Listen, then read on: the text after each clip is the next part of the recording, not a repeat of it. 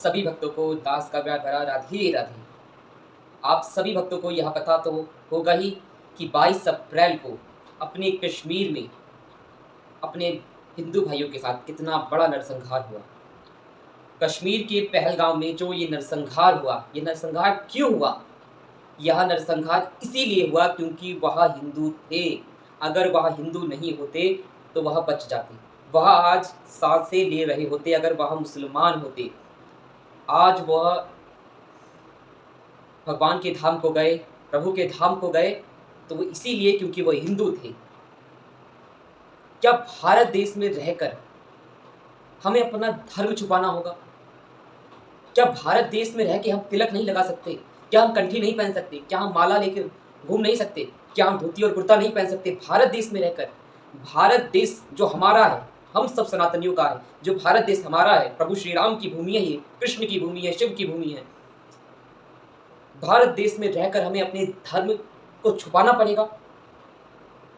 और ये ऐसा ही हुआ। अगर वह 28 लोग अपने धर्म को छुपा लेते तो बच जाते। उन लोगों ने अपना धर्म नहीं छुपाया, उन्होंने कहा कि हम हिंदू हैं।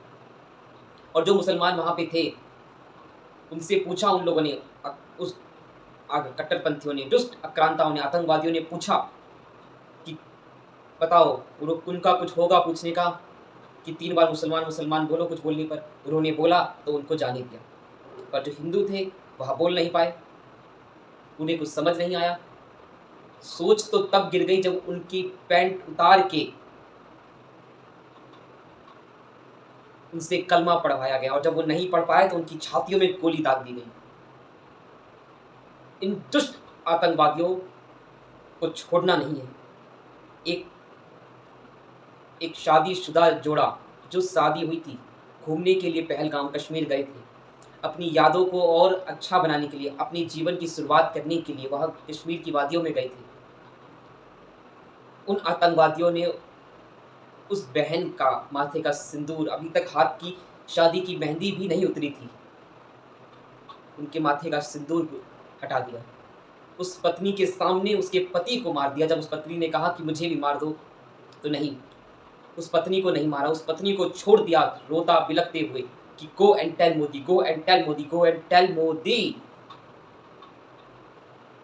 और अब मोदी जी से कहा है, मोदी जी प्रधानमंत्री, और प्रधानमंत्री देश का पिता होता है। हम 140 करोड़ हिंदुस्तानी, 140 करोड़ सनातनी, हम सब आपके बच्चे हैं नरेंद्र मोदी जी। उन लोगों को छोड़ना नहीं, पाकिस्तान को ऐसे तिल तिल करके उनकी रूह कांप जानी चाहिए। मौत अभी नहीं, उनकी रूह कांपनी चाहिए, रूह, कि भविष्य में भी कभी कोई भारत देश पर आंख उठाकर भी ना देखे और ऐसी बुज़दिल भरी कोशिश करने की भी जरूरत ना करे जो भीड़ में घुस के पीठ पीछे वार करते हैं। क्योंकि पाकिस्तान जैसे नपुंसक, वहां नपुंसक ही नपुंसक है, सब दोगले वहां पर है, सब के सब दोगले। किसी को हिम्मत नहीं है कि भारत देश की सीना से, भारत देशवासियों से लड़ सके, क्योंकि उनको पता है यह सिंह है और सिंह को पकड़ना है तो पीछे से वार करना होगा। धर्म पूछ पूछ कर टारगेट करा, सबको मार दिया, सबको धर्म पूछ पूछ कर। हिंदू हिंदू हो तुम हिंदू हो, तुम हिंदू हो।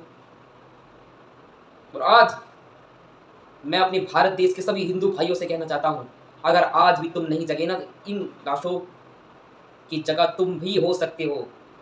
अगर आज नहीं जगे तो हम कब से, सालों से सभी धर्मगुरु आपको कह रहे हैं कि आप लोग जगो, जातिवादी में मत बटो कि मैं ब्राह्मण हूं, मैं शर्मा हूं, मैं ये हूं, बनिया हूं, मैं ठाकुर हूं, मैं जाट हूं, मैं गुजर हूं।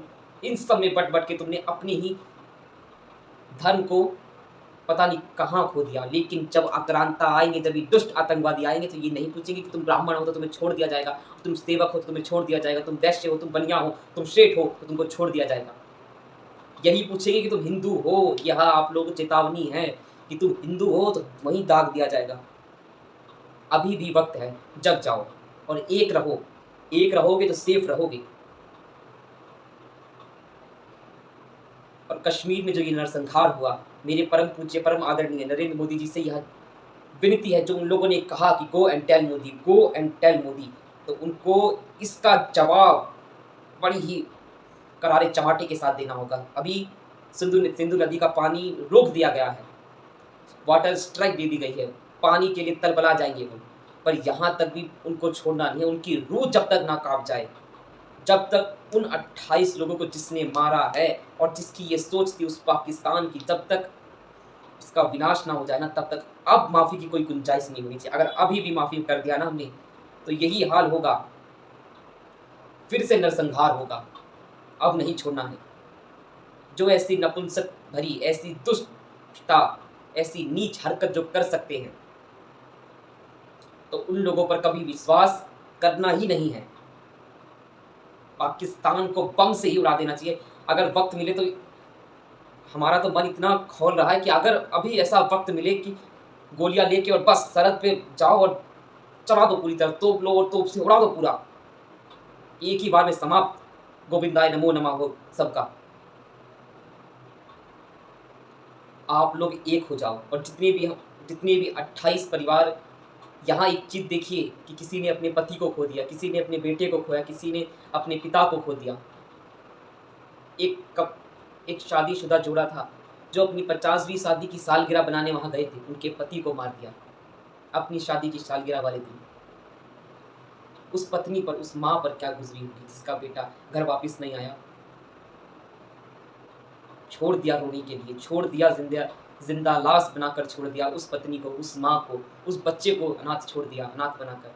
तो ऐसे ऐसे दुष्ट आतंकवादियों को, ऐसे ऐसे कट्टरपंथियों को मौत की सज़ा भी बहुत कम होगी। ऐसी सज़ा कि इनकी रूह इनको अपने जन्म लेने वाले तारीख पर इनको अफसोस हो कि हमने जन्म ही क्यों लिया। इतनी खौफनाक सज़ा मिलनी चाहिए इस पाकिस्तान को। यह कभी नहीं सुधर सकता।